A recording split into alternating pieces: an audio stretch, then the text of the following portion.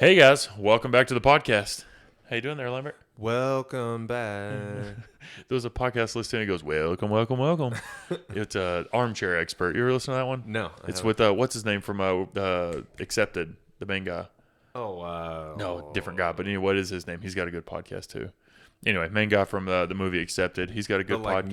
main guy, Barnaby or Yeah, whatever. yeah, his name is, isn't it? Is his name Barnaby? No, it's something. They I call think him you're B. right. I think you're right. Okay. His name's Barnaby. Yeah. He's got a good podcast, and then it's the another guy's blonde-headed. Can't remember his name. He goes, "Welcome, welcome, welcome." Oh, That's how he yeah. starts his podcast off. We every just time. need a theme song, like something that doesn't actually make any sense. Yeah, I would like that. Yeah, that that'd has be great. nothing to do with working No, out it doesn't. or Metcons or any of Right, that stuff. right. That'd be awesome. And then we can jam on When John you're the Way. feeling sad or even mad, it's Lambert and Madison. Time. There it No, is. there it is. That was good. Welcome back to the podcast, guys. That was fun. Glad you got to join in on a little riffing. But no, I hope you guys had a good open. I know we did. We did, yeah. I'm glad Only it- a glad little bit of that's complaining. kinda over, but just a minor amount of complaining. It's fun wall walks. Yep. But no, we're glad that it's over. And I keep wanting to say the semifinals. I know it's quarterfinals. But Yeah. I keep wanting to say semi. But we had, I think we tried to count earlier. Was it 6 or 8 Yeah, something along those lines. from the gym? Yeah. Make the top 10%. That's pretty right, awesome. Right. Yeah. And so the way that worked is this was the first year they did. If you were top 10% on your continent, right? So it was continent or was it? I think it was don't know. continent. Okay. I Yeah. couldn't So remember. like the North America continent had a ton of people. Like their Right. cut line was way further down than like some of the smaller continents. Gotcha. Yeah, I knew it. I wasn't sure if it was like per country or continent. I don't know. Pretty sure it was continent. I don't know. But Just- either way. I know I'm not in that top like 0.01%. So Yeah, I'm no. like, nah, whatever. Right. If I make it, I make it. But yeah, that's cool. Yeah, you got it. You made it. Brandon, Brandon, you, me, Brittany, Presley, Zach, Steven, and then I think that's it. So if you made it, I'm sorry that I didn't mention you. Yeah. Just send Madison a message. That's Tell him right. you're mad. Send me a DM like you mother. But no, I'm excited. They're supposed to announce the workout today at 1 our time. Yeah, a couple of workouts, and then there's like 3 days, and you in 2 workouts each day or something. And you've got 24 hours to do them. So Yeah, so that's pretty steep. So if you have a 9 to 5 working job, I'm sorry. yeah, CrossFit does not care about you and your feelings. and that's where the separator Yeah. is. If you have a real job, this isn't for That's you. the separator, not your fitness level, Yeah, but the yeah. if Not you have it. a regular Yeah, job. for sure. But no, I think it'll be cool to. I don't know. I've kind of gone back and forth in my head whether I've actually liked this this format compared to Sure. the previous years. Obviously, I think compared to last year and year before, of that cluster of no one knows what's going on, I think Yep. anything's better. Right. But I don't know. Like I think the idea of having everything kind of ran by CrossFit. I've heard this from Arm & Hammer. He has his own podcast and stuff. If you guys look him up, he's way good. But he's basically stated in the previous years, like when we went open regionals games, was it's easy to follow the story. Right. Because you have like this direction of, okay, the people I know, the top 20 made it from the open into the regional, and then I know from the regional, the top 3 or 5 make it, or 1 or 2, Right. depending on the region, made it to the game. So you could follow each step, whereas like the past couple of years, it's been like, all right, top 30 in the world? Yeah, I don't know. So weird. it's like, okay, I don't know half of those people. Right. Cool. And then the person that you follow is like 110th in the world, which is great, but Yeah. in the, to qualify. And it was just kind of like a weird, hard. And then you had like the sanctionals, which are awesome because as a spectator, it seemed like Yeah. a cool gateway kind of into it for yeah, sure. and it gave the athletes multiple times to try to make it and make money and kind of get their face out there. But on Right. the other side, it was really hard to, like you saw, like Matt Frazier qualify for the games last year in the Open and Dubai. And right. Dubai was like what, December? Or- Yeah, so it was like December 2019 or something. Yeah. He qualified before the Open even happened. Yeah, and it was like, weird. and then for the next year, so he was like, well, you didn't see him anymore, Right. Because he didn't need to. He Right. made it, so he didn't. So it's like, okay, well, I want to see these people kind of progress through, but I think this is kind of setting it up for that. It's kind of like now we can kind of follow this story a little bit more clear, Right. because I think after this, they take the top 20, 30? Yeah, I don't know. That's past where I'm even paying attention at this point. Yeah, but no, I think once You're you just then kind of there's seeing where you can go and then like, no, whatever. I'm gonna do these workouts and then be happy with it. But I Right. think this is a good opportunity for us to kind of like give a recap of what we've seen in this Open. Maybe, how it's a little bit different than what we've seen in years past. And with this being a little bit shorter of a, weeks wise, I think only having 3 weeks with 4 workouts, I think was a great way to do it. Kept people more engaged for 3 weeks. 5 weeks, I think, felt a little long for people. So this year only having the 3 weeks and 4 workouts was great. And, Yeah. I think like we'll continue to kind of lead that roadmap. I think is a great way to start. Yeah, and I think the 3 weeks thing is great because I know in previous years it was 5 workouts over 5 weeks, and by the time you would get to week 3, you're kind of like, I think I'm kind of done. Yep. And then you would just finish it out because you signed up for it Right, and you got to finish it exactly. out. But yeah, I think so too. This year's workouts were pretty interesting because they only had 3 workouts. I guess technically they did 4. 4, yeah. But they only had basically 3 workouts to be able to test to get a broad spectrum of people. And something you were wanting to talk about was like the difference of the movements and stuff, and just kind of like for you guys that are listening, it's like, okay, now what's next? Right. But something you had mentioned was the wall walk. Like that's not going away. Right. Yeah. So 21.1, the ascending ladder of wall walks and double unders. Mm-hmm. I think it was gimmicky. I think it appeared gimmicky at first, right? Like, Kinda how like are a you? handstand walk. Yeah. Kinda Like a party how are trick. you going to find the top 10% of people if you only have 3 workouts? And this is all hindsight's 2020. But my thought at the time was, how are you going to find the top 10% of people if your first workout of 3 has wall walks in a standard that not a single person has ever done? With that said, Dave Castro and CrossFit are notorious for those type of things coming back up. So if you are the type of person who's like, oh, I did my wall walks during the Open, I'm not going to do them, ever again. They're going to come back. Yeah. And if you're planning on doing the Open again, or even I think, we're going to see it more in programming. I would imagine Jump Ship starts throwing it in. The wall walks are coming back. Yeah. So it's not time to hide from them. And I think the biggest thing is not necessarily the movement, the wall walk, because it's not a new movement to all of us. Like you've done them in the past. We've done them at the old gym in the past. Like I did them at my gym back home in Oklahoma way back when, so it's not that these movements are new. It's the standard. And I think the biggest kind of takeaway to take away from the Open, and you should take this away every year, is the standards. Because the wall walk itself, like I said, isn't a new thing. It's that get your hand to the line and get your hand back to the line. Yep. That was the game changer. I saw so many people would walk their hands back and get one hand on the line and then sit there and like shake and like couldn't get the other one. And then, try to get the other one and then eat shit, or they just have to come back down and then try again. So I think that's the key to take away from this was that standard. And you could look at that standard and look across the board, because like all things, like a box facing burpees instead of being laterally, or like on the dumbbell to make sure you're locking out your elbow, and then I want to recap, like you said, like each workout and kind of go over it. But I think it's mainly the standard of the movement, because it's like the wall walk is something we do for a warm up or whatever. It's that, but now it's okay. Now we've created this standard, like the handstand walk. Used to be you just had to walk from this line to this line. Now it's you need to start behind this line, and then your hand has to pass this line for it to count. Yep, exactly. And it's just like little things like that.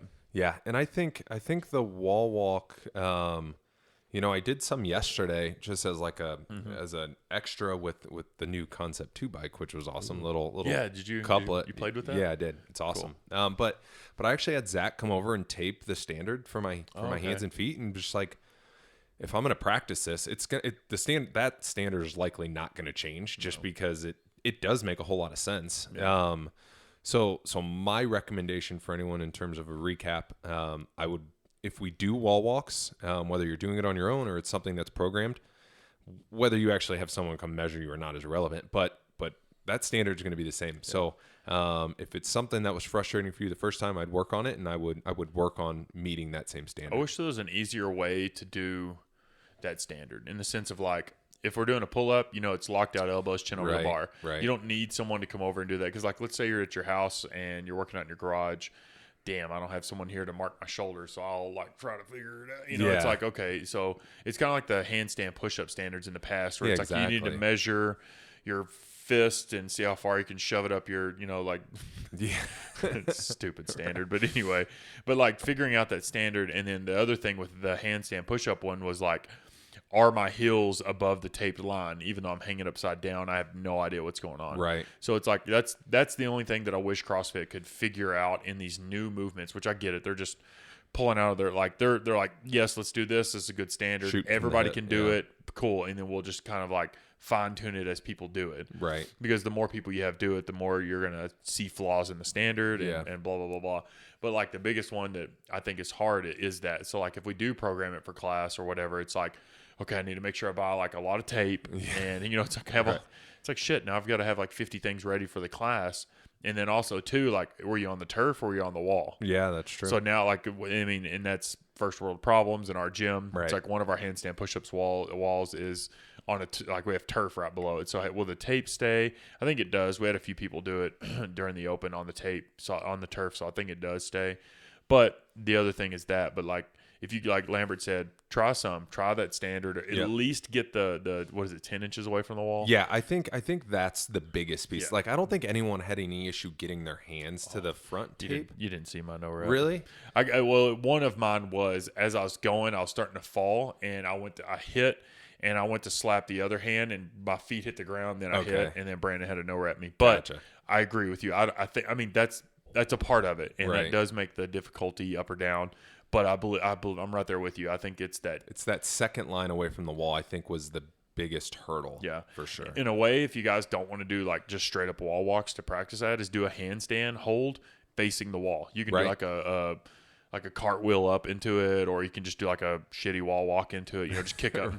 But that one's actually really good for like learning how to stack everything. Because a lot of times when you do a handstand, you're leaning into the wall.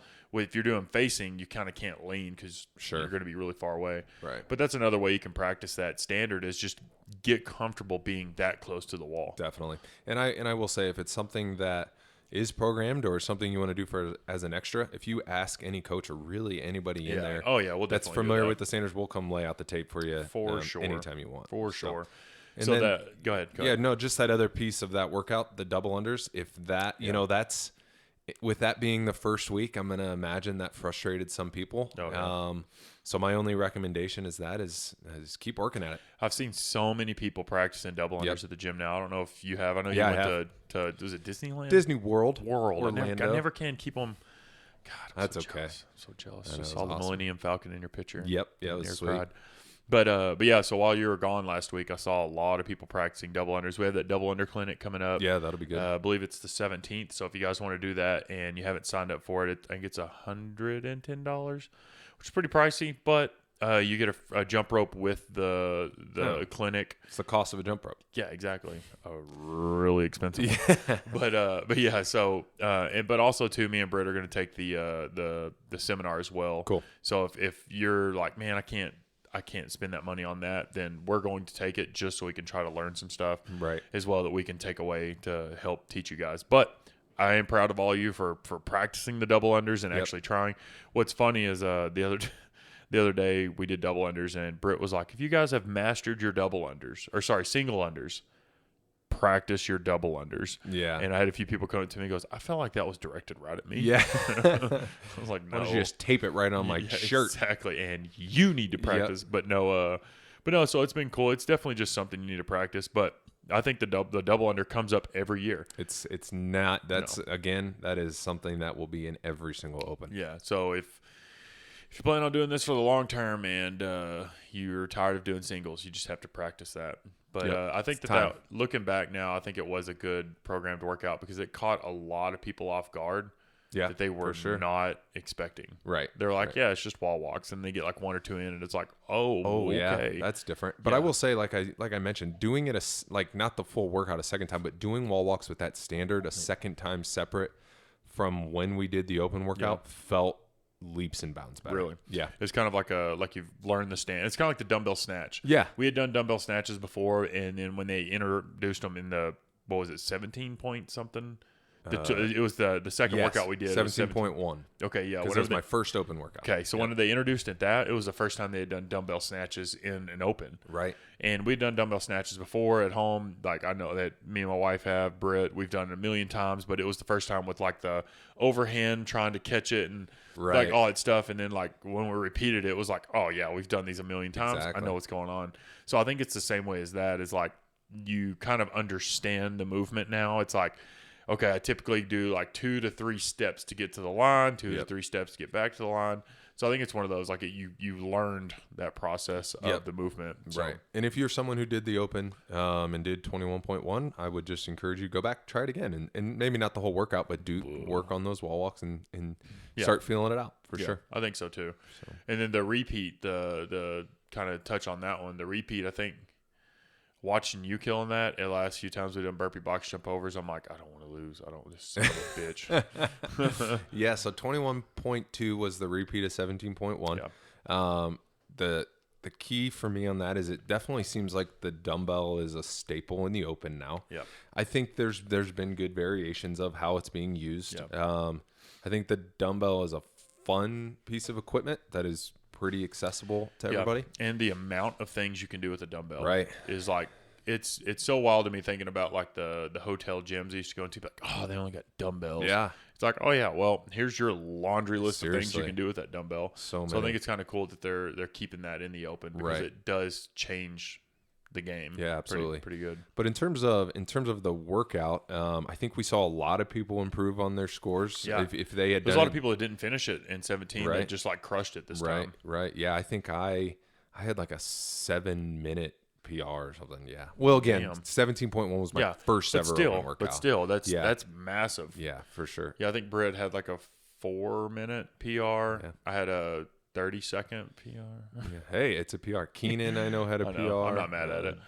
But yeah, but I think for me personally, that workout literally came down to the burpees. Yeah. Just because it's like when you get tired. Right. And if you have a way to get better at burpees, please, God, tell me. Because I have yet to figure it out. Please, a sign from God. Yeah, something. Yeah. But no, I think that was for me personally was that. And learning to keep pushing through wanting to die. But like I noticed for you and like doing that workout, and I was like, man, that I should have done it that way. Like you hammered the burpees and then you slowed down your first, like say 10 or 15 or 20 dumbbell snatches with a big pause, and it was just like deliberately slowing down, but you're still going. But still holding on to it. And then you would kind of pick up your speed once you kind of caught your breath, and then you would go to the next thing. Yeah. I thought that was really pretty cool. So the thing that I think for me that I notice in the gym, and really athletes kind of everywhere, is the burpee movement. If you're just like, oh, we're doing burpees, that is a drastically different movement than doing a burpee onto a box burpee or over. Yes. And so like when I know that there's a programmed workout that is going to be onto or over something or like to a target, whatever, I'm like, I'm not going to get dusted in this because it is it's like a dance. I think you even mentioned it, like the way you set your feet and you get up and down off the ground is way different than doing a burpee. Yes. I'm never going to win a true, just like regular burpee workout. I'm just not. Same. But having an object, I think, because I think the issue with the burpee on like for us personally, because like we're both over 6 foot. So like doing the burpee is such a long movement, but having in a standard of jump where it's like jump on this box, jump over this bar. Like even though a shorter person or whatever with the range of motion or just someone who's lighter can have a little bit more of an advantage. Now we have like more of an equalizer. You know what I mean? Like the box now adds where we, like you did your step back, step up, jump. I did the same thing, step up, jump. And that kind of keeps your heart rate down, keeps you moving.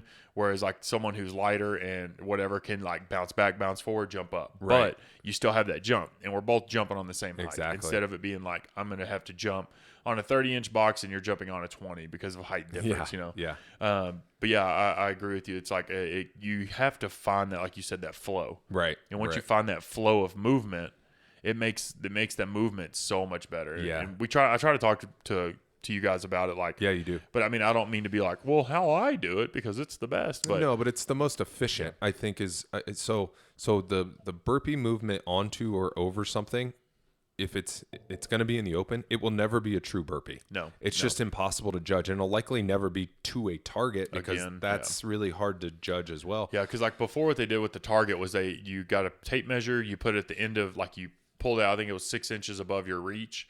You pulled the tape measure 6 inches above your fingertip, and you reached up, and that's how you showed it. But with that, you could like set your shoulders down, press your shoulders up. You could maybe have like a small bend to your elbow that's not as detectable on a video or whatever. Right. So it's kind of hard, but if it's like, it's a 24-inch box or standard barbell on bumpers. Right. Like, that's it. And I think that's why, like, when those workouts are programmed, I actually take different opportunities of like, okay, some days I only step up with my right foot, and I'm like, that's not good. I need to also step up with my left foot. Yeah. So if you are wanting to learn kind of more efficient ways to do that, Madison and I and a lot of other people at the gym who feel comfortable in doing that want to help you, because again, it's going to be more efficient and it's going to save your your cardio. And one way to kind of look at it is if you're like, I don't really care, one way to look at it, and I've noticed you've been doing this a lot lately, Nate too, like, try to find someone your similar build. Like, you guys have been working with Keenan on like bar muscle ups and stuff like that, because he's a bigger dude, does bar muscle ups, does this stuff, and he has a certain way to like make sure he doesn't fly off the pull-up bar. Like I'm a bigger guy, but I'm also a thinner guy, so I can kind of move around a little different. But if there's someone at the gym that's similar to your build, and you look at them and they're moving efficiently in something, you can just ask them like, hey, how do you do that? And if they don't know, ask me. I'll look at them and I'll tell you what they're doing. Right. Because or ask another coach or something like that. Just because someone had brought this up the other day, and I told you this for the podcast, was like a way of getting fitter without getting fitter. There's ways, and I don't necessarily mean like cheat the system. Right. It's just like you said, like the burpee, jump back, step up, jump, and that's on a bar, that's on a box, that's laterally over a bar. For sure. You know, that you can even look at it, that's a 6-inch target or whatever, like something out of reach. Those little things make up such a massive difference. Absolutely. On your time. And if you're doing something faster, it's like running 400 meters and you never have ran before. Like your feet are like blah, blah, blah, you know? It's like you're just like trying to figure it out. And then once you figure out, like, I'm going to breathe in every third step and breathe out every third step. So it's just kind of like now I have my rhythm of breathing, and I'll also understand how to reach with my arm. It's little tweaks like that that can help you push your fitness a little bit further. Absolutely. And at the end of the day, I mean, that's all we're doing this for, is to increase capacity, you know? Right. Definitely. And if we find little things like that, and then there's also like layouts of the workouts, and I want to touch on that in a little bit.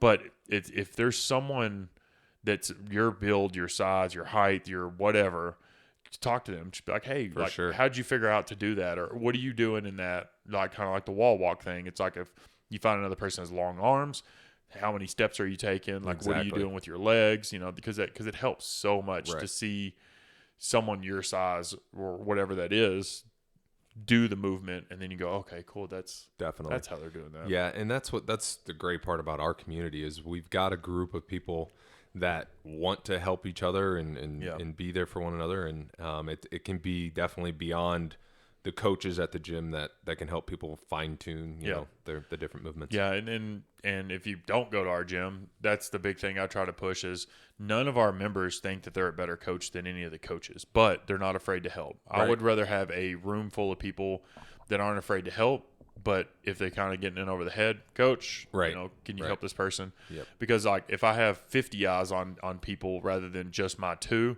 cool. Now we have even better. Yeah, exactly. So it's that's what I love about the gym. So if you got like, don't feel like stupid or feel anything like that to be able to ask someone, hey, can you like give me pointers or something like that? Definitely. I mean, don't stop someone in a workout, but right. I know you're out of breath. Can you watch me? Yeah.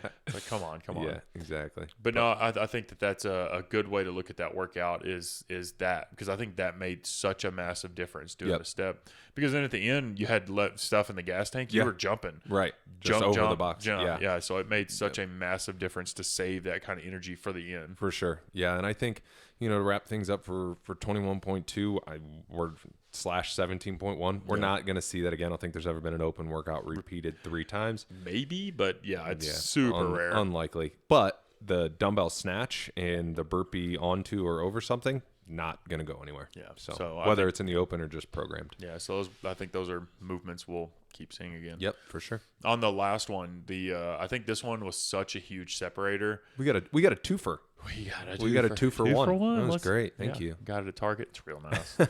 But I think this one was such a huge separator because the barbell was light, and that has nothing to do with the workout. Zero factor. It's the gymnastics. And it's me and Britt were literally just having this conversation earlier at my old gym back home and including our current gym. Like, I think that our current gym, we have a lot more gymnasty people, but that was a big hole, and I think that's a big hole in a lot of CrossFit gyms. Sure. Because if you think about the gymnastics movement, what is that? That's your body. You guys hear that truck? That's every Thursday. Oh, someone needs a WD-40 them brakes. Yeah. But it's real nice. Probably the garbage truck. Yeah, it's 100% the garbage truck. But I think the biggest barrier of entry for gymnastics is that there is no. And yes, there's scaling, but there is no scaling in the sense of like, if I'm teaching the snatch and you've never done it before, here's this PVC pipe. Right. It weighs 10 ounces. Cool. You can chunk it across the room. Now we can go through the movement without hurting yourself. You have an idea of the movement. Bar muscle up. I can't go, okay, let me take off 75% of your body weight, and this is what it feels like, you know? Yeah. So with gymnastics, it's very difficult because one, you have to have really good body awareness and understanding of what's going on. What are your knees doing? What are your toes doing? Like, where are you feeling the pull? Is it in your arms? Is it in your lats? Yep. It's so many little details that happen in that amount of time. So you're trying to figure that out. So I think that was the biggest, like you said earlier, that everybody, like before the podcast, was everybody had a sticking point. Yeah, everybody had a sticking point. And so again, that workout was the 15 front squats, 30 toes to bar, 15 thrusters. And then it went, instead of toes to bar, it was the chest to bar. And then instead of chest to bar, it was the bar muscle up. And when that came out, we were actually together when that was written. And it was very obvious that for us, you know, full-time workers that do CrossFit also, there was going to be a sticking point for everyone in that if they weren't going to finish. And it was, maybe it was the toes to bar. Maybe that was, you saw that workout and you're like, that's going to be a challenge. Like maybe you can do toes to bar, but to do 30, and you're like, that is a lot of reps. Yep. So it's hard. It is hard. And, or like I said, or maybe it was the chest bar, or maybe it was the bar muscle up. And what I saw, you know, the people who had the most success in the workouts, even your top level people, didn't come out and necessarily do huge set, like 30 and 30, and then, you know, 15 and 15. Yeah. They broke it up kind of early and often, and that way when they got to the bar muscle up, they could hammer out the bigger sets. And although I didn't finish, I was a few reps shy of finishing, I liked my game plan. I liked the way I attacked it because I felt fresher towards the end. And really something I'm actually guilty of in workouts, gaming it a little too much. And I was actually just talking to Nate Enderley about that the other day. I was like, I kind of get in my own head. And I'm like, I don't push it early enough. And then at the end, I'm like, God dang, I should have went a little faster. But I do think a lot of people would come out and be like, I feel so fresh, I'm going to do 20 toes to bar. And then they get to the later half of the workout and they're like, I can't even hold on to the bar anymore. The grip went out. So for me, it was the squats, that high volume of squatting. It was 30 squats per section, you know? And anything with squatting just like spikes my heart rate. I don't know what it is. I can't breathe. But I kind of did the dumb thing where I like did giant sets. And like I was crushing it on time. By the time I got to bar muscle ups, I did I think I did a set of 7 to open up. And then I did, I think 4 and then 3. And then it was like 2, 3, 2, 3, 4, 3. You know, it was like, get what you could. Yeah, exactly. But it took me almost like 4.5 minutes or something, maybe more, to get to those 30. And yes, that's a long, you know, that's awesome. I'm able to do that. But I'm like, man, compared to the other stuff, like the chest to bars, I did 15-15. And I did 15-8-7. So I did it in 3 sets. The toes to bar I did 20-10. And it's like, man, like I'm doing that well, but yet I shit the bed that bad. Well, and so that kind of that's rep me scheme, personally. That kind of rep scheme is like not manageable for everybody. And I think even for me, that I feel pretty confident in my gymnastics. That's a high rep scheme. And I think that's where people at all gyms that aren't, you know, trying to make it to the CrossFit Games need to be very real in how they're breaking stuff up and be like, what's my limit? Yes, it's 30. I'm not going to get all these done right away. What's the amount that I can chunk at and still have some in the tank? Not to where I've redlined and I'm just like, losing my kip, but not dropping onto the bar because I got to get them done because that's not going to get you anywhere. Right. And then kind of touching on what you were saying about game plan, like it's always good to have a game plan, but like who is it, Muhammad Ali or everybody's got a game, everybody's got a plan until they get punched in the face. Yeah. Was it? I can't remember who it was. It was, a famous boxer said that. But anyway, so that's always something I always think of. So I actually stopped game planning stuff. Interesting. Just because of that reason. Like for years I would be like, okay, meticulous, like game plan. Okay, I should be at this time. I should be at that. Should. That big should, right? What happened? I don't know. I just got tired. I couldn't breathe. So it was like, a big game changer. But on the other side, like I need to start gaming stuff a little bit more. But like you, unlike you, I know how to, like, when to turn it up. Yeah. You know what I mean? It's like, well, hang on for a few more reps. But having a game plan and an idea in a workout like that, that's like, it's like, okay, I'm going to run this half marathon and I'm going to win the first mile. It's like, okay, well, you lost the workout. Yeah. You know what I mean? You lost the run because you sprinted that first mile. Yep. So it's the same thing, kind of goes into that toes to bar idea. Is like, let's say you're okay at toes to bar. Like I could do sets of 5, whatever. If you come out with a set of 10, and speaking of Nate, Anderley, I hope you're listening. You always do that. And he's like, I'm not very good at them. And then I see him do like 15 in a row.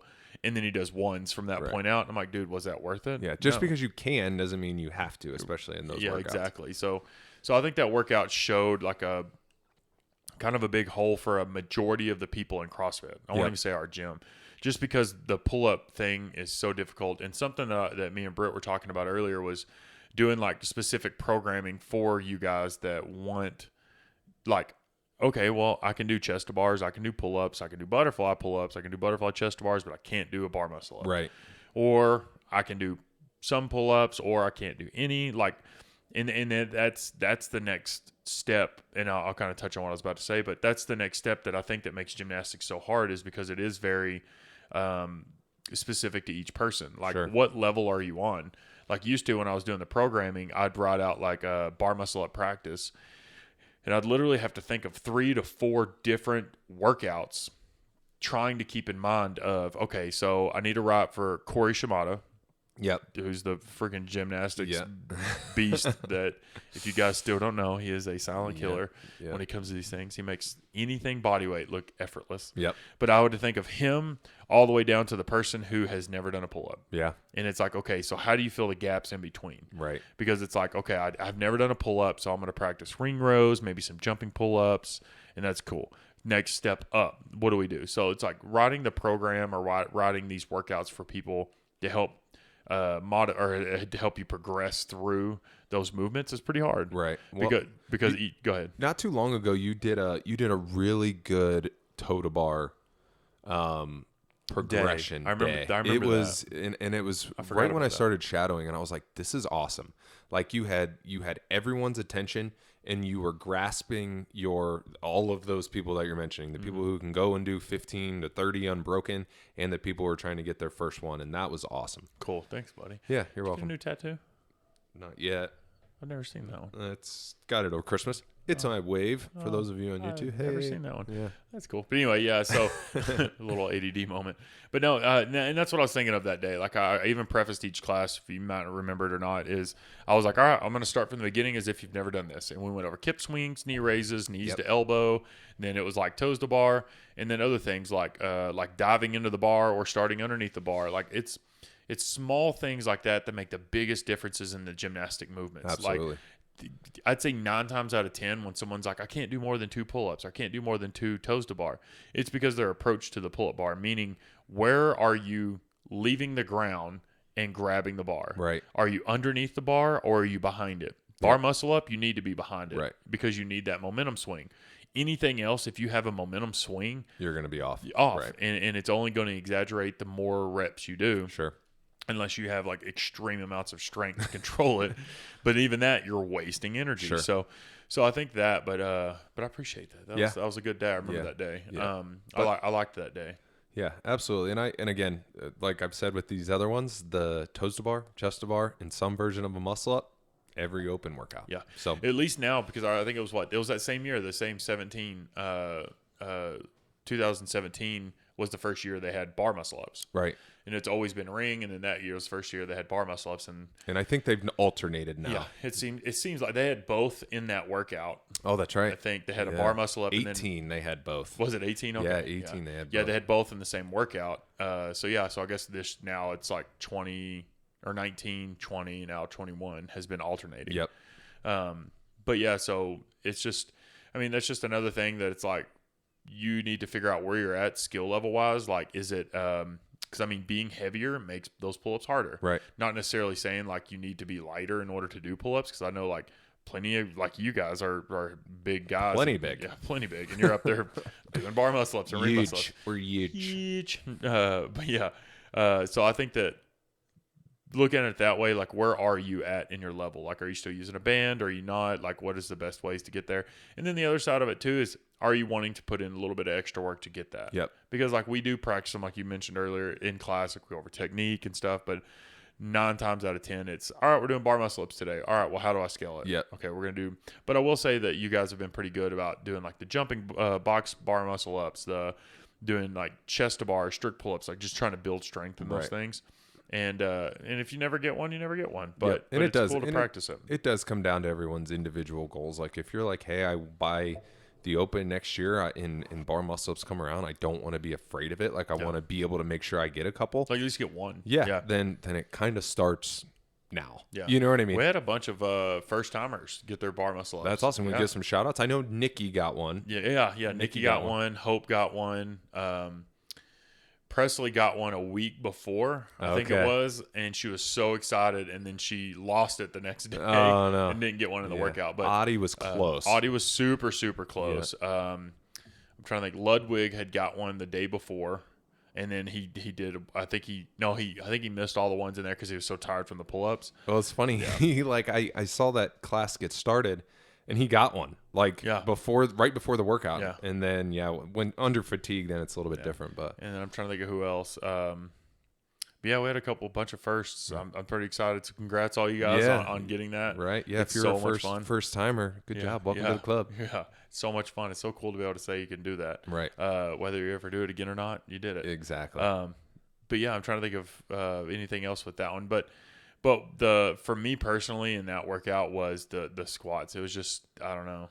It was fun. It was CrossFit. It had something for everybody. So and then the next one was the 0.4, the weightlifting. The one we got for free. Because we got 2 for 1. Yeah, the 2 for 1 at Target. We paid for the first part and we got the second part for free. Yeah, nice. CrossFit was super nice on being able to give us a you guys are just really looking out for us. Yeah. But no, it's an interesting complex doing the complex. Made me, miss doing complexes. Deadlift, power clean, hang clean. Well, deadlift clean, hang clean. Deadlift. Because you could squat it. Deadlift, clean, hang clean, shoulder overhead. Yeah, exactly. Jerk, whatever. Press. That was good. For you. Yeah, no, that was good. Yeah.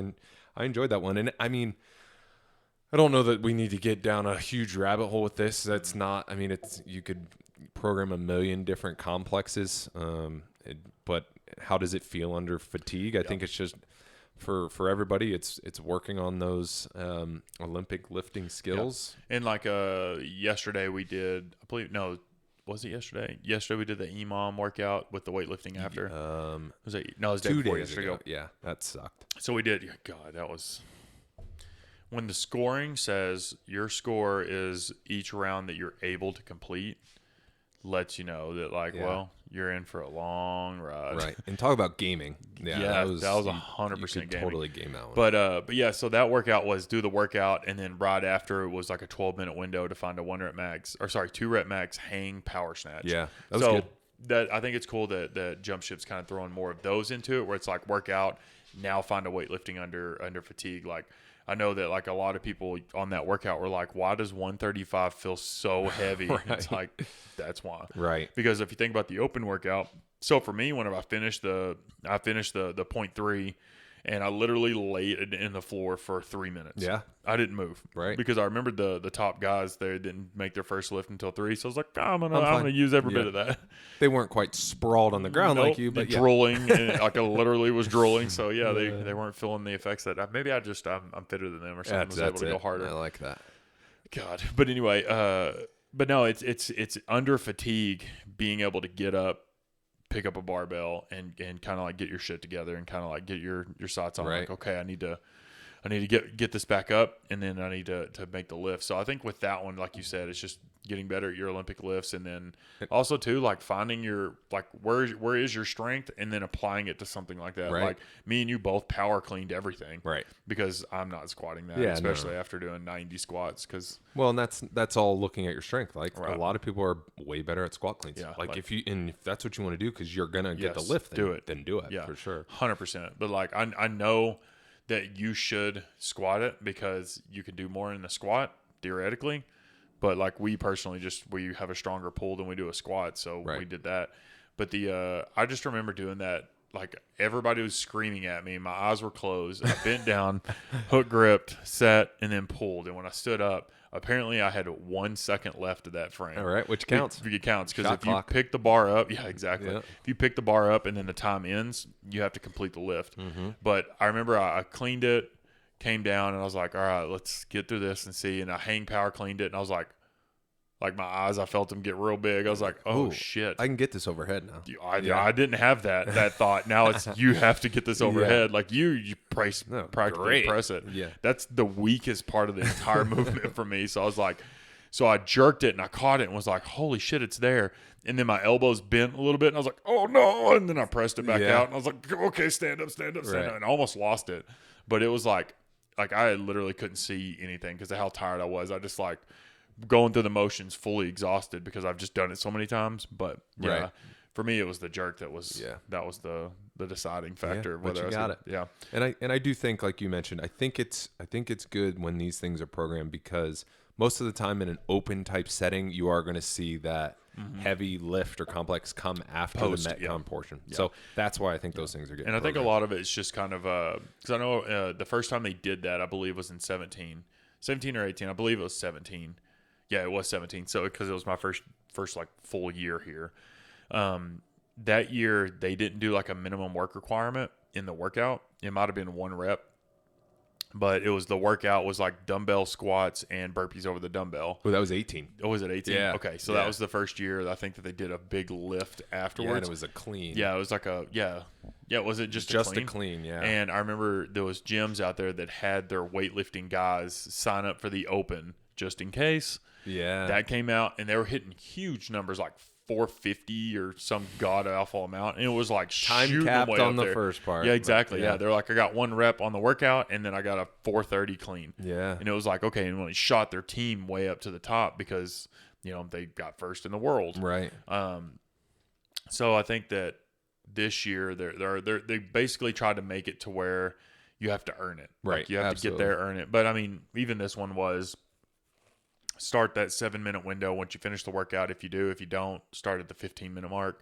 So I think with that, you could still sandbag the workout, but I don't think they had a way of correcting that if someone did that. But I think it was kind of like a CrossFit basically, or should I say Dave Castro, basically like shit on everybody for that. Yeah. Yeah, I remember that. which makes sense. But in terms of the Open as a whole, I thought they ended up being good tests. I think it was well rounded and gave a lot of people the opportunity to participate and also walk away with maybe some things that they're ready to work on. Yeah, and then one of the things I wanted to kind of touch on was like workout layout. Like something they're doing different this year was like the barbell has to be 8 feet from the rig, and before each section you had to start under the rig, under the pull-up bar, Right. and go. I think that was super cool because it definitely, like in movement standards, like a squat, hip crease below parallel, lock out your hips and knees at the top.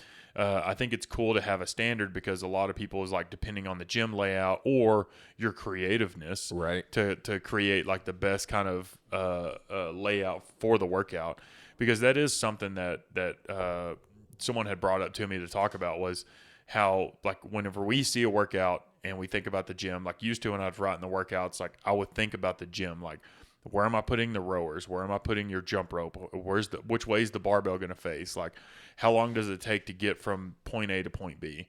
And that's something for you guys to think about a lot. And I know that, and it's funny, I get the same response every time. Hey, move your rower closer to the bar.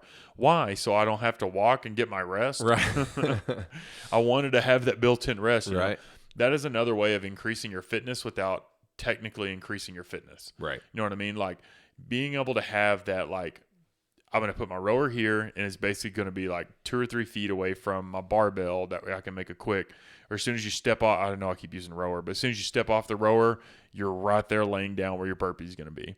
Having those little things make up such a massive difference on you being able to, one, either not get distracted, or two, like, for me, I need it because I need that for my focus. Right. Like if I'm having to walk, like me and Britt did a workout the other day that had handstand push-ups, bar muscle ups, and biking. Okay. And the way the rig was set up, I was doing handstand push-ups on the turf. My bar that I was doing muscle ups on was like almost all the way down the end of the middle rig. Right. And then I had my bike right there. So I was literally walking, and I would kind of do like a little jog, but I was kind of like fast walking / taking my time. But it was like I was wasting like 15 seconds or 20 seconds around. And it was like, I think I got like 5 or 6 rounds or whatever the workout was. So that's like literally almost 2 minutes. Yeah. You know? Right. So I've like lost so much time literally in walking. Just by walking across. And I get it. Like you want to rest or whatever. Like, okay, if I take this little bit of extra time, and you could plan that. Like, let's say like you were like, man, I need a moment before I do X. Yep. Cool. Put that in there. Maybe move your bar a little bit away or whatever. But thinking about when you guys come in and take class, and I'm like, all right, so grab a rower, grab a bar, like, don't set your bar up to where you're doing pull-ups on the opposite side of the room. Right. Try to set up in that area. Granted, it doesn't work all the time, like just depending on space and what all we have going on and how many people are in the class. I get it. You know what I mean? Like ski ergs are way over there, sleds way over here, and I'm running out the door over there. Totally get it. I understand stuff is like that. But think about that. And then if you've taken my class ever, which I know that everybody at the gym has, I'm always thinking about that. And I'm always moving your shit around. Like, no, put your row over here. Let's move your bar over there. It's because, one, flow. I want the class to flow. I want you to feel, because it is frustrating when you're trying to walk over to your bar and someone walks right in front of you, or like you're trying to jump on a box and someone like starts doing burpees right under where you're jumping. And it's definitely safety involved in that too. A lot of it is safety, because that's the biggest thing. Is I don't want you to drop your bar, bounce, and hit somebody. Right. So it's like if you set it up too close to someone, or create your own little bubble the best you can. Sometimes. And I think that was something like with COVID did pretty well. Was I know a lot of gyms. I've talked to people who go to other gyms. They drop in, and they're like, yeah, we have the squares at our gym. Yep. They had to change the layout completely of their gym. Like the wall ball rack was over there. Now it's cutting as a divider between squares or whatever. So I think that's cool, because I think a lot more people had to think of specific layouts for, like workouts. Like, okay, in this square, we need, plates, bar, rower, pull-up bar, dumbbell, jump, double under spot, or jump rope spot, or, push-up spot, whatever. In this square, we need to fit all of that. And you need to be able to have access. And I think if you think about your workout that way, the closer you can keep that in a square or whatever, or in a circle or a heart or whatever your heart desires. I think is better, because it helps you in your fitness, and one helps you in your fitness just because now you're cutting down that transition time that's going to help push you. Right. You know what I mean? It's like, have you ever gone running and have to stop at every stop? No, I don't do that. It sucks. So I don't run. You don't run? No. Okay, never mind. Do I look like a runner? You ever been pressing and then you have like a ceiling in the way? Yes, I hate that. God, I hate that. Short ceilings. Right. This is unfair. But no, like whenever you're running, and it's like you're running and you're in this groove, and you're kind of like, even if you're running slow or just out for a jog or whatever, and like a dog comes up and you have to kind of like go off to across the street, or if you hit a stoplight, you have to stand there and wait, or jog in place awkwardly like the runners do. Right. And then you have to like wait for the light, and then you run across. It's the same thing. It's like now we're interrupting this, instead of it being like it's going to take you 10 minutes. Yep. Now with all these interruptions, it's going to take you 15. Yeah, exactly. And it's not necessarily that you're getting any less of a workout, but it's like we could have condensed that down to get fitter, because it's all about the work capacity over time. Like how much capacity and how much work are you able to do in the shortest amount of time, or like in that allotted amount of time. Yeah. And I also think that the way the Open did that, and the way that the quarterfinals are kind of setting up, is like everybody's on a level playing field, as opposed to like, oh, I got to this class 30 minutes early to put my stuff right here in this exact spot so that I have an advantage in the setup. Right. To where some days it doesn't matter, but other days you're like, well, shit, if I was over there, I'd have had 2 extra minutes. Yeah, you know exactly. What I mean?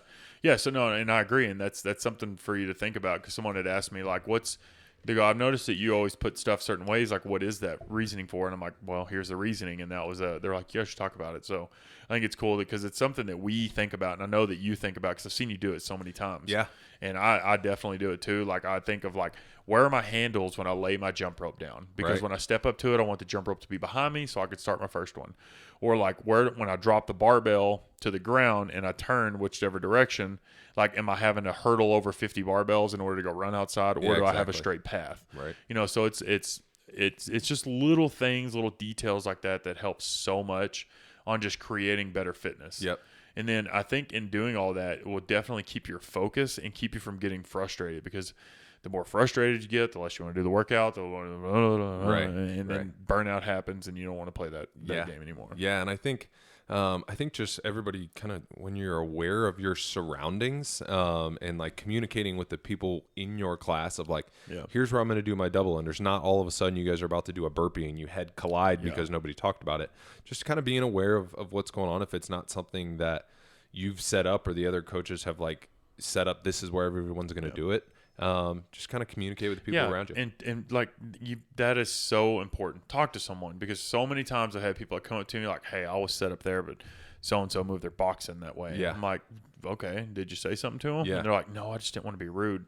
It's like, well, you're calling them rude for doing what you did, but you don't want to be like, hey, I was here. Right. It's all right. And be nice about it, because I've had some people like flip out on people like, hey, I was set up here. Right. It's like, okay, cool, bro. I didn't know you were there. It's like, exactly. It's not that big of a deal. I will shift 10 feet over.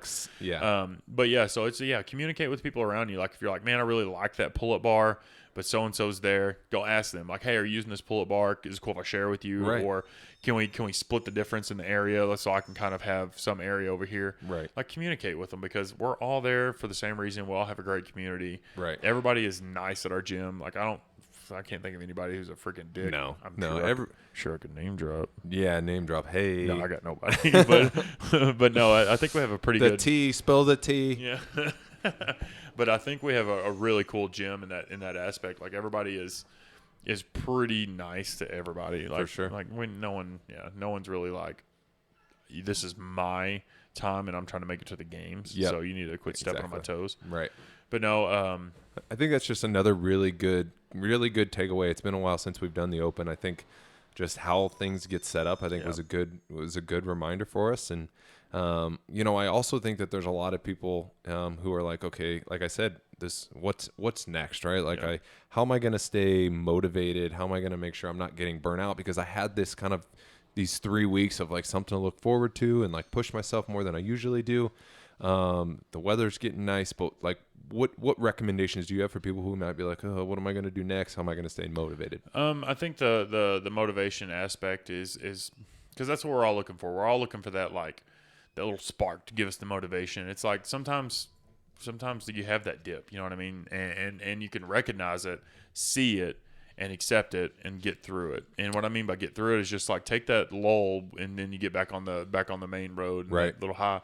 But if you're kind of losing motivation and you don't know how to get out of it or something like that, kind of what we talked about earlier is like looking at the Open. Like, there's only 3.4 workouts, 3.5 workouts, whatever.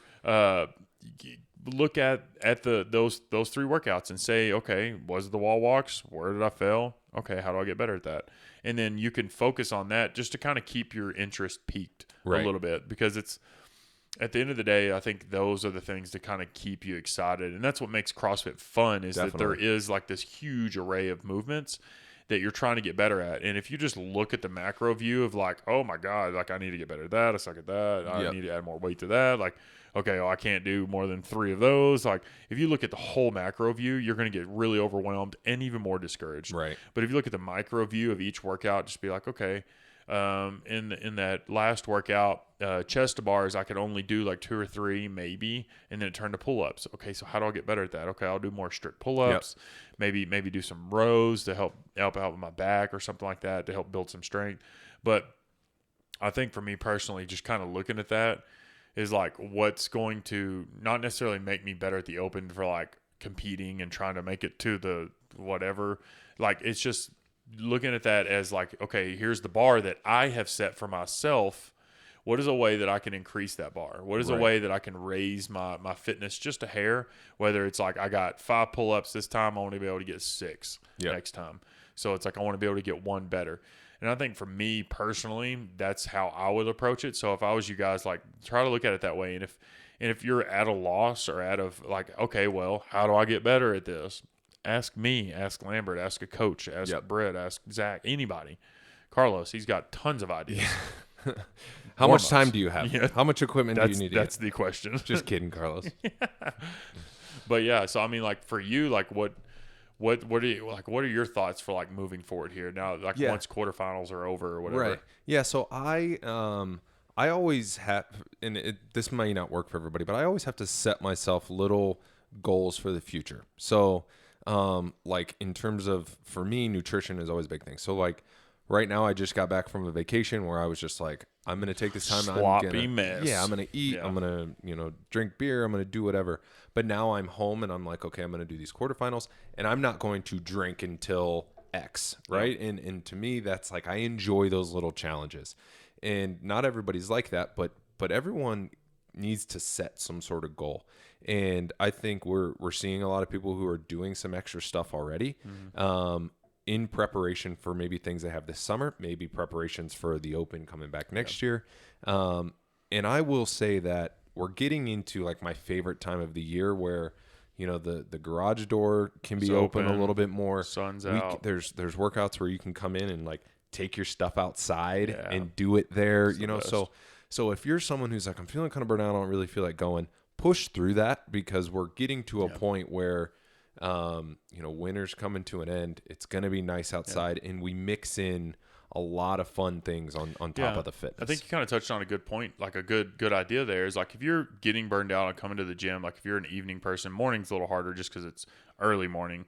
It's a little more chilly. It's like dark if you're super early, but like if you're like, man, I'm just kind of burned out on going, you could literally come in. Like I saw Tara took a rower and an ab mat and a yoga mat out to the parking lot yesterday. Yeah. She just literally changed her environment. Great. If like being in the gym is kind of like, well, take shit outside, go on the front porch area. Like I saw Presley and Hayden, they got a rower in a box or a ski erg in a box. Nice. And they put it on that little porch area and they did like ski erg and box jump team workout back and forth. So it's like that's another way of like kind of changing things up to kind of keep you excited because it's like, okay, well, I'll go in today. Like we're doing running. Okay, I'll just stay outside. Or if we're just doing rowing, okay, I'll put it outside. That's another way of looking at it that they can kind of like change the environment a little bit, get some vitamin D, like some of those endorphins from being outside. But like you said, like it's getting that time of year to where it's like you can start like it's lighter for longer. But kind of what you touched on is like little bitty goals for yourself is, and you probably do this without realizing it, is setting specific goals. Yep.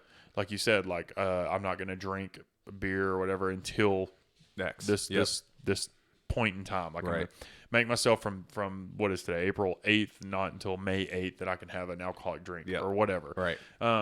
And kind of looking at that towards workouts could be like, instead of being like, I want to get bar muscle ups. Because what does that mean? Yeah. Is that 1, 2, 15, yeah. 30? What does your list look like? And what work are you putting into to getting that? And set a number. Yep. Like, I want to be able to get a pull-up. Cool. We got 1 pull-up. That's what we're going for. Right. Once you get that, don't go, cool, now I want to get 50. Yeah. It's like, okay, set another number. We talked about that in the past about, like, setting goals and stuff like that is like, I want to get 1 double under, and then I want to get 2, and then 3, and then try to go for 20 or 15 or whatever.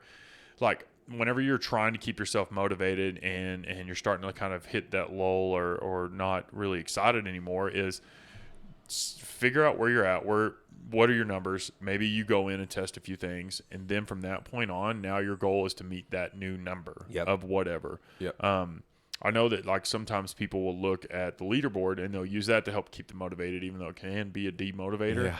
Because Tristan Adler just came back to the gym, cool. who used to coach. He's been coming in the morning.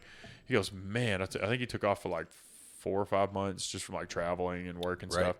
And he was like, dude, it sucks. I'm all the way down at the bottom of the leaderboard now. But he knows he's been doing CrossFit for I think like 7-8 years, something like that. He's coached for a long time. And he goes, my first week back, I super scale everything. Second week, I scale everything. By the third week, I'm going to try to start RXing things. Yep. And he typically does RX movements or RX workouts, but he has that in his head to where he sets specific goals to keep him from getting burned out from coming back. Because, Right. it's that first week back. You're just like, everything's super sore. Definitely. You feel like you're dying in every workout, no matter what it is. It's like, how did I used to do this all the time? 6 days a week. Yeah, exactly. But setting the small, specific goals for yourself, I think, is going to be the biggest thing to manage, like keeping yourself motivated and stuff like that. Right. I don't know. Right. Yeah. I think, it doesn't have to be some big elaborate, like 6-week challenge. Yes. I think so many Yes. of those things fail because people don't, hold themselves accountable. It doesn't have to be like that. Yeah. Just find something that you can maintain for yourself. And if you're someone who journals or puts things in your phone or whatever it is, do something and hold yourself accountable. And that's all you need. And I think you'll see a lot of growth in that. Yeah, a lot of growth in that. And I really, really love how you said that, because like we use Sugar Wad. Right. And a lot of people don't like to use it. And I know in the past you've set your results to hidden, which if you guys don't know, you can do that in Sugar Wad. If you're like, man, I just don't want to be in there because I don't want people to see that I'm at the bottom, you can set your results to hidden. Right. But on the other side, like us seeing your results is everybody's proud of you. Like this morning I was having a conversation with, do you remember Dayton? Yeah. Yeah. So his fiance, Lou, she drops into the gym from time to time. Oh, yeah. And I was talking to her this morning. She was talking about the first time that she ever did, like, started CrossFit. She walked in like, who's looking at me? And she's like, no one gives a shit. Yeah, and everybody no one gives cares. you a high five. And I'm like, yeah, it doesn't matter how fast or slow you do the workout. It doesn't matter how much weight you're using in a workout. It doesn't matter your movements. Like, everybody is proud of you. Absolutely. So even if you're last place on the leaderboard, everybody is proud of you. I bet you anything, if you looked on the Sugar Wad and went to the last person, they probably have the most amount of fist bumps than anybody. For sure. 100% guaranteed. Yeah. And it has nothing to do with like, you're in last place, it's okay, let me No. pat you on the back. No, it's like, great work. You tried, even though you think that you did not do well, you did well. Absolutely. You did to your ability. Right. So like, even if you want to use Sugar Wad to keep track or not, or like write stuff down in your phone or anything like that, keep track of your specific goals that you have in mind. Yep. Like, what are my goals, and make them micro goals. Don't make Yep. them macro goals. Like, I want to make it to the games next year. Yep. And again, set something obtainable. Like Yes. that you'll feel good like when you hit it. Yes. If you're trying to do like, I'm going to lose 20 pounds in the next month, I don't think that you're likely going to do that. Probably and then not. you're going to get frustrated and Yep. you're going to give up. Yep. So whatever your goals may be as an individual, make sure, you hold yourself accountable and make sure they're obtainable. Yeah, I agree with you. And I think that's a good spot to kind of end it on there. I Yeah, man. really like that. That was Yeah, good stuff coming. Like I said, I enjoy this time of year when the garage door starts opening up, and look forward to getting back to extras with the Ute fam for sure. I love it whenever. Oh yeah, we need to touch on that. I love it when you can go outside in shorts as opposed to throwing on sweats and 6 layers. Right. It's awesome. Yeah. Yeah, I don't have to do as much laundry. You're right. When I come walking in and I can hear the music from inside the gym, I'm like, okay, this is going to be a good day. Yeah, yesterday I spent more time dancing than I did working out, so it was a good day. Some days are that way. Yeah, that's how it was for me. But you touched on like the little extras with the gym, like we touched on a little bit in the last podcast, was basically like we do a lot of stuff outside of the gym together. Like we did the park workout this past weekend, which if you couldn't make it, I'm sorry. We're gonna do more. Don't worry. It was a fun, shitty hill workout. Like that workout, you missed out on. Sorry, I missed it. My favorite thing, oh man, I don't know what it is. Maybe it's just, I don't know what it is. But when everybody has this expectation of what they're going to do, and then you just watch that wall slam them right in the face, and it hit me too, because believe me, I was right there. Yeah. The workout had hill sprints written on the board, and I was like, that is not going to be a Hill climbs? Hill tries. Yeah, That's what I started calling them. You're just trying to climb that hill. But everybody took off on the first run, hit the immediate like slope, and just slowed way down. The next round of people was like no one was running anymore. It was a trot to the hill. Just get up there. And then by the end, like Swin was like almost vomiting. Nice. Yeah. Don't you guys want to come do CrossFit? Yeah. We vomit in the park. It's a party. It's great. Yeah, it's a party. But no, so kind of what we have tentatively on the schedule is we're going to do something. I believe it's the weekend before Cinco de Mayo. I believe this year Cinco de Mayo is on a Wednesday. Yeah, I think Brittany put it on the Awesome Sauce Facebook page if you're not on there. Oh, okay. Yeah, I think she said it's May 1st. Okay, yeah, that's what I was going to say. The weekend before, that Saturday. So May 1st, we're going to do a Cinco de Mayo workout, probably a team workout. Obviously individual if you're still feeling uncomfortable with COVID and everything like that. Don't worry about that. We'll get you taken care of. And then Did she put a time and all that stuff on there? I don't think so. I think it said TBD. Okay. I think we kind of tossed around some different times, like maybe starting a little bit later just so we can have like tacos and margaritas and just different stuff like that. A lot of underage drinking. So yeah, so probably get started drinking around 8:39. Yep. AM. Have Presley's 15. We're going to make sure she gets hammered. Can't drink all day if you don't start in the morning. That's me. Yeah. That's what I'm talking about. But no, it'll be responsible and fun. So you guys come out, and if you want to do that, we'll do like a big shindig and have like maybe like a taco truck come by or something like that for you guys. And then we're planning on, we have another level 1 certification that's going to be happening at the gym the weekend of July 4th. So I know that we're going to do something at the park that Saturday. Cool. Just because I think that the 4th is on a Sunday this year. You know, I'm the absolute worst when it comes to You've holidays. Told me that. Yeah. When you told me about the L1 like last weekend, I was like, do they know that that's Easter weekend? Yeah, I think they have the same problem. Yeah. So you know that there was people that were like, I got to go do this thing on Easter Sunday? Dang. Yeah, I didn't even realize that. Yeah. But yeah, so I think now they're going to do it on the 4th. So cool. You guys are poor planning over there. Shooting fireworks while getting your L1. It's going to be great. Well, and then we didn't mention, but Murph is going to be here in May. Yep. That's coming up. That's always usually a fun one. Yep. Small piece of advice: if you're someone who's planning on wearing a vest and RXing Murph, don't wait until practice Murph morning to throw on your vest. At least throw on a vest and like once or twice a week hit a set of pull-ups because running obviously it's a big shocker once you hit that half-mile mark and you're wearing a vest and you haven't all year. It's just like this feels heavy. But like hit a few pull-ups, like get your joints ready for that extra added weight. Yep. Because that's like super key. But yeah, we'll do heats again at the gym for Murph, and I'm sure we'll do a barbecue afterwards for Aaron. I can get his grill again, and we can do that. So I know that that's coming up July 4th weekend. We'll do something at the park. So I know that we have some stuff kind of on the calendar for upcoming events, and we'll keep doing these all summer, like gatherings at the park, and then stuff at the gym. I talked to Jill about maybe possibly renting. She had done it in the past. Some bounce houses. Oh, cool. For the gym, and we could just have a big barbecue in the parking lot. Go. And we got the kids bounce on it. Yeah, so I'll be in there. Yep, giant kid. That's literally why we're to get it. But yeah. So if you guys have any questions on any of that, on like some of the movement stuff we talked about, the previous workouts, any of the programming that I mentioned, like I just give me some time for that because I got to sit down and really think about that. But that's something I want to start doing. But ask us questions about the upcoming events. Keep asking because I will keep forgetting. Yes. And I'm supposed to email somebody something today. Well, that's forgot. Yep. All right. Excellent. All right, Maddie. On that note, appreciate it. All right, Lambert. Talk to you next time. Later.